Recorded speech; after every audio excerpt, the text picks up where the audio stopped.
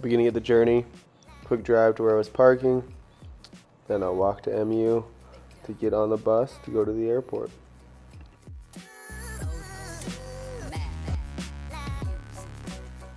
So after arriving in Portland, some quick exploration.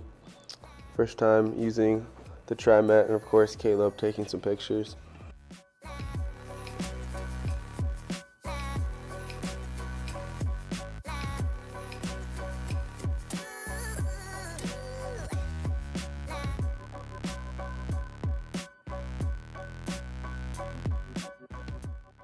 To finish off the first Explore Day, quick dinner with the group, and then we made a run to Voodoo Donuts to finish off the day.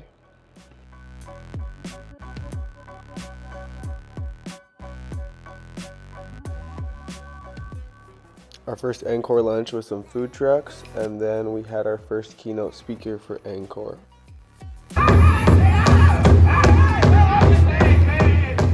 And after our first day at NCORE, we got some food and some ice cream around Portland.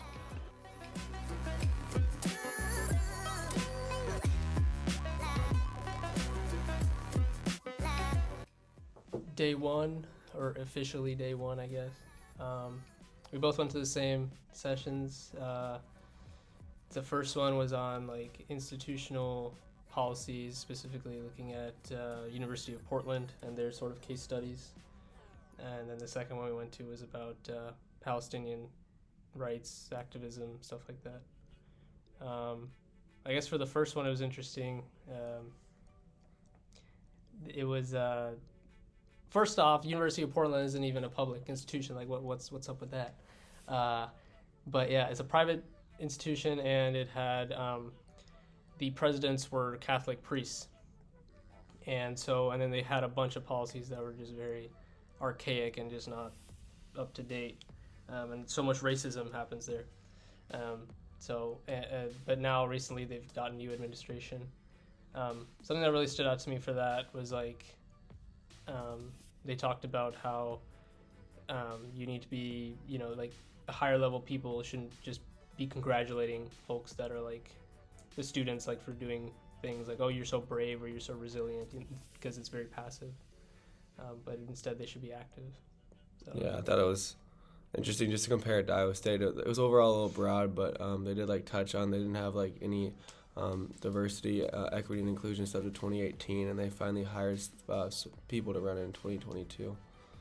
And then for the second one, it was kind of just eye-opening. I didn't have much background. It was about the Palestinians and this kind of their fight against Israel. And then it was just kind of good to see the side of the Palestinians, and so we really only look at the Israeli side a lot here in the U.S. Good first day. Excited for the next. Day two started off with a coffee run with our team, grab some breakfast at NCORE, and then for some sessions.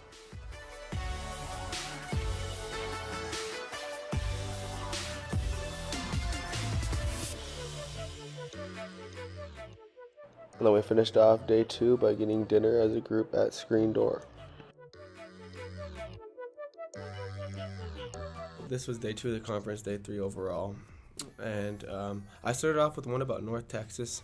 And it was kind of like related to the Portland one yesterday, but it was kind of about when hate comes to campus. They talked about things that those students or they went through. And then it got so bad that they decided they put a checklist they wanted before them to return to school of things that they wanted to do to create equity in their school. And then I went to one about Black excellence, and it was just cool because you just got to hear the stories of just some minorities that are some Black students that did amazing work, and they define Black excellence as extra work by Black students to achieve the same as their peers.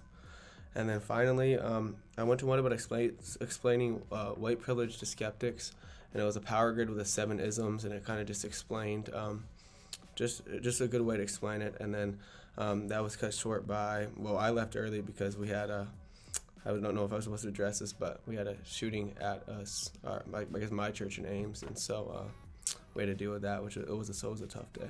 But. Yeah. One of the sessions that Bennett and I went to was about a lot of the problems that Madison, Wisconsin has been facing, specifically looking at University of Wisconsin-Madison. And there were basically there have been so many issues related to race in that area that also seeps over from the surrounding states, and the presenter took all those things, the bad things that happened, put them on a timeline and put it on basically 4 pages, and 2 of those pages were looking at before COVID, all the things that happened, and then after COVID. And it was just crazy to see just all these things put on one page and the magnitude of it all.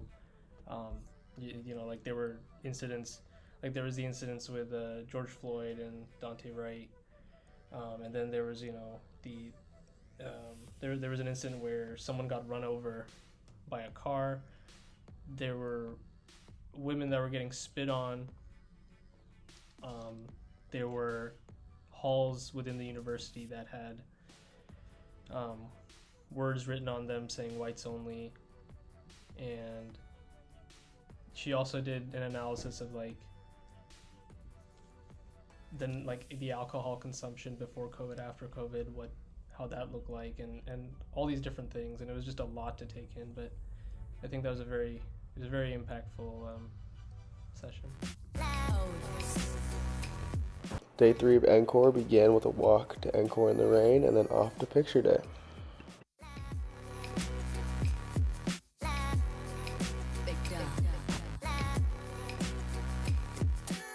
Here's dinner for day 3, followed by trying a new ice cream spot as a group.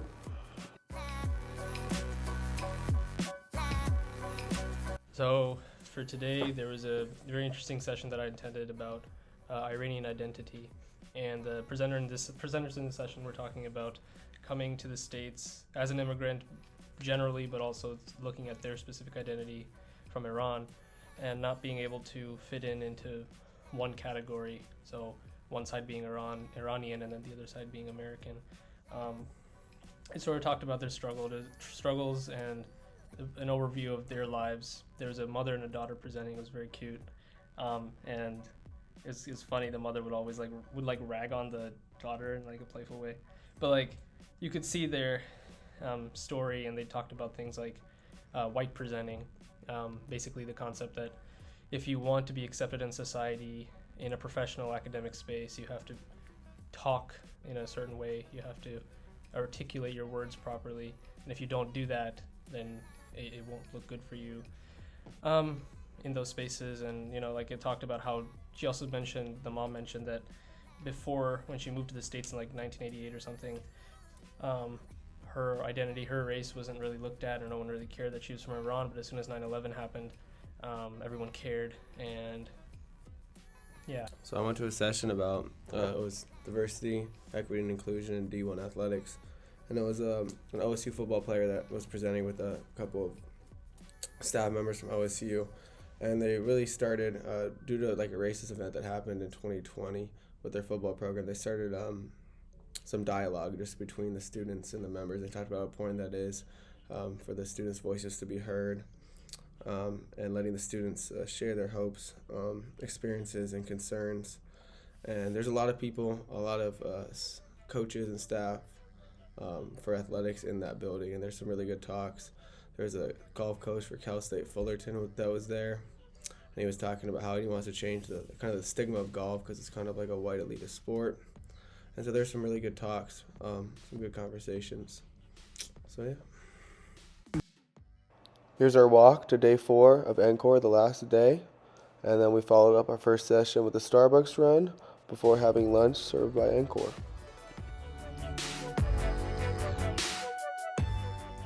Our last meal in Portland was Korean barbecue before exploring some more and relaxing before our travel day.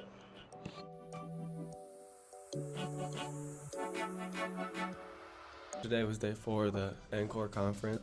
For our last session that we chose, we decided to go to a random one, and we went to one about kind of equity in libraries and school libraries, and it was really helpful. We learned kind of just ways that we can go back to campus and ask questions about our equity in our libraries, and some of these ways were like creating workshops, and then creating outdated collections and just establishing procedures.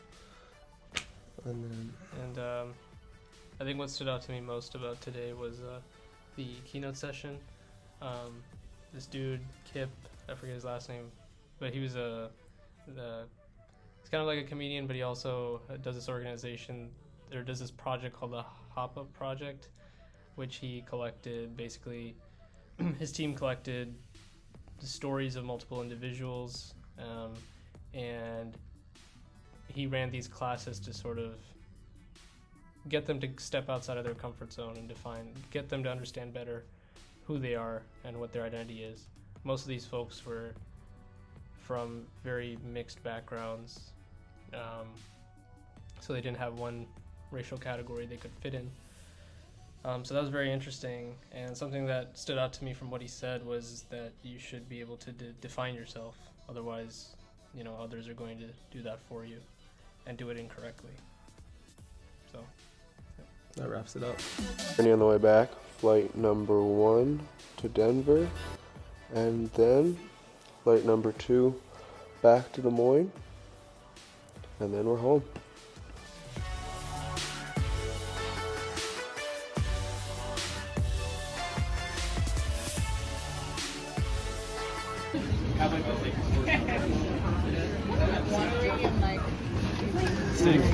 Yeah, that's about 5 or 6. What is it? It's like a cinnamon drink with like honeydew. It's like honeydew. Yeah, there you go.